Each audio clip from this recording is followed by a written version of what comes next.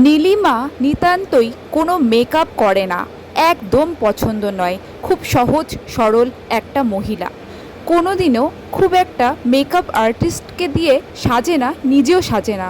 আজ কি মনে হলো বিয়েবাড়ি আছে, রাতে যেতে হবে, নিজের ফাউন্ডেশন আর দিতে ভালো লাগলো না, ইচ্ছা করলো পাশের বাড়ির এক খুব সুন্দর মেকআপ আর্টিস্টকে দিয়ে সাজার।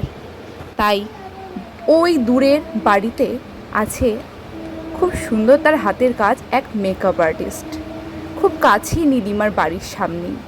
তো খুব ডাকাডাকি করা শুরু হলো এবং ফোন কলে কথা বলে তাকে সন্ধ্যার মধ্যে বাড়িতে আসার জন্য বলা হলো। অবশেষে তাকে বলা হলে সে চলে আসে নীলিমাকে সাজাতে।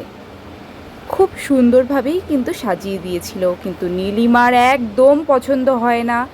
ভিডিওতে দেখেছে যে ব্লাশার দিয়ে গালগুলো সুন্দর করা যায়, কত সুন্দর লাগে, তাই মাথার মধ্যে ভূত চাপলো।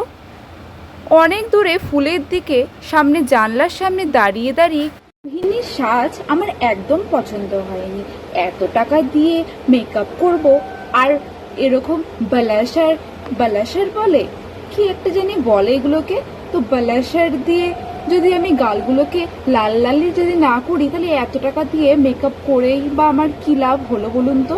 বিয়ে বাড়ি যাবো, আমাকেই তো সবাই দেখবে না? তো সুন্দর করে যদি এরকম লাল টুসটুসে যদি আমি না সেজে যাই তাহলে কি কেউ আমাকে আর দেখবে বলুন তো? আর এত টাকা দিয়ে মেকআপ আর্টিস্টকে দিয়ে আমি সাজলাম, যদি ব্লাশারই যদি না দেয় তাহলে কি আর হয়? এবার একদম পারফেক্ট আছে আর আমি এইভাবেই বিয়ে বাড়ি চলে যাব।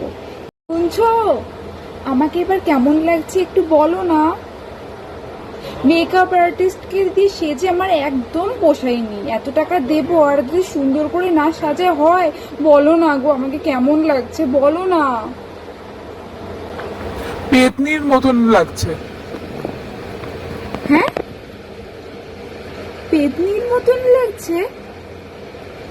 ধুর, আমি আর বিয়ে বাড়ি যাবই না, চললুম।